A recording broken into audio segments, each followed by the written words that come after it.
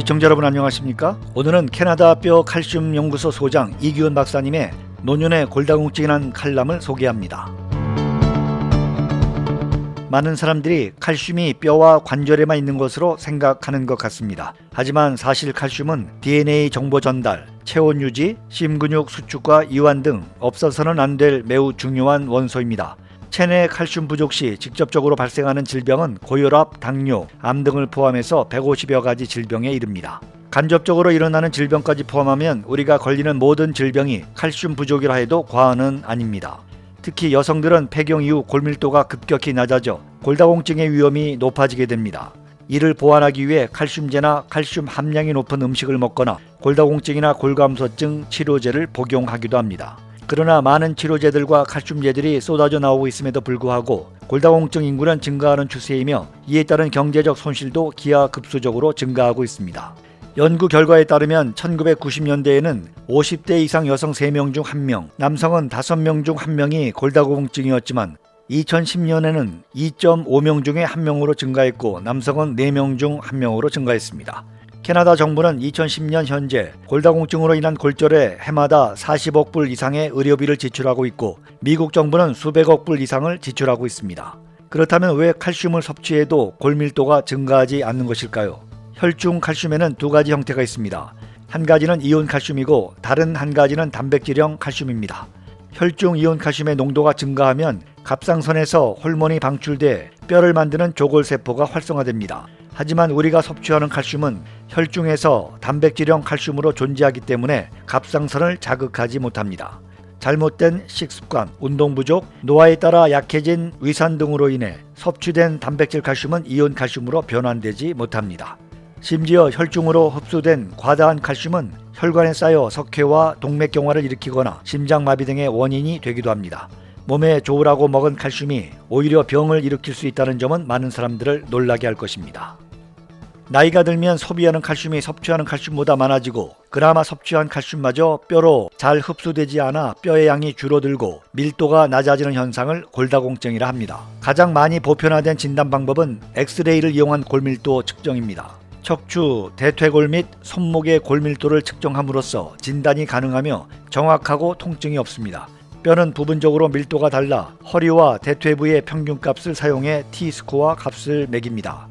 T스코어의 값은 젊은 연령의 최대 골량과 대비해 감소값을 수치화한 것인데 10% 손실이 나면 마이너스 1.0, 20% 손실이 나면 마이너스 2.0입니다.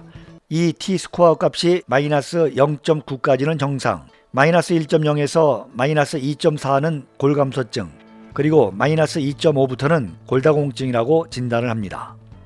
다양한 칼슘 보충제들이 양질의 칼슘과 흡수율을 과시하며 판매되고 있습니다. 이러한 제품들은 비타민 D와 함께 섭취하게 되는데 흡수되는 양은 굉장히 적습니다. 그나마 흡수된 칼슘도 제대로 사용하지 못합니다.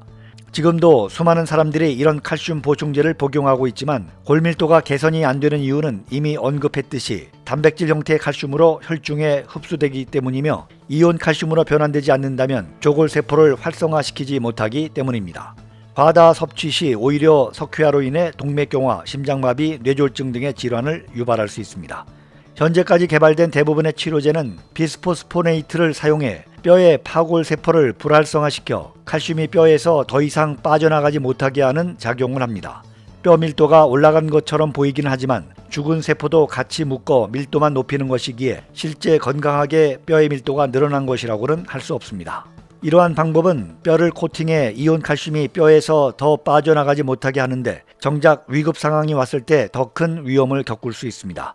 은행이 고객들의 돈을 저장해 놓듯이 뼈는 칼슘을 저장해 놓습니다. 몸 안에 이온 칼슘이 부족할 때 뼈에서 칼슘을 빼쓰게 됩니다. 만약 심장마비 등의 위급 상황이 발생할 때 정상적인 경우라면 뼈에서 칼슘을 빼서 공급하게 됩니다. 칼슘이 없이는 심장이 뛰지 못하기 때문입니다. 하지만 뼈가 코팅이 돼 급한 상황에서도 칼슘을 뼈에서 빼내지 못하게 될 때는 결국 더 심각한 상황을 맞게 되는 것입니다. 거기에 장기 복용 시 뼈를 경질화시켜 골절 시 잘게 부서지는 심각한 부작용도 있습니다. 의사들은 이 치료제들이 골다공증 개선에 큰 도움이 되지 않는다는 것을 인지하고 있습니다. 마라내추럴의 SAC 칼슘은 최초로 이온 칼슘을 직접 체내의 혈액으로 전달하고 단백질 칼슘을 이온 칼슘으로 활성화하는 작용을 합니다. 일반 칼슘은 우선 흡수되기 위해 비타민 D와 단백질과의 결합이 필요하고 단백질 칼슘 형태로 체내에 존재합니다. 반면 SAC 칼슘은 원자의 결합이 쉽게 끊어져 이온 칼슘의 형태로 존재할 수 있게 됩니다. 이는 물에 쉽게 용해돼 위점막을 통해 혈관으로 직접 흡수가 되고 자연적인 호르몬 작용을 통해 다른 단백질 칼슘도 활성화시키는 기능을 가집니다. 이렇게 이온화된 칼슘은 조골세포를 활성화시키고 신속히 골밀도를 증가시킵니다. 나이가 35세를 넘게 되면 뼈 생성은 다시 일어나지 않게 되는데 이렇게 이온화된 칼슘을 멈추었던 뼈 생성도 가능하게 합니다.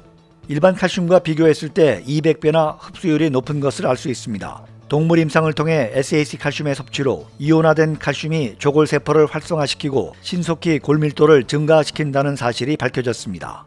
이온 칼슘 부족으로 골다공증 및 수없이 많은 질병이 생긴다는 것을 생각해보면 이온화된 칼슘이 우리 몸에서 보여주는 그 회복의 영역과 효과는 놀라울 따름입니다. 지금까지 캐나다 칼슘과 뼈 건강연구소 소장 이규원 박사님의 노년의 골다공증이란 칼럼을 소개했습니다.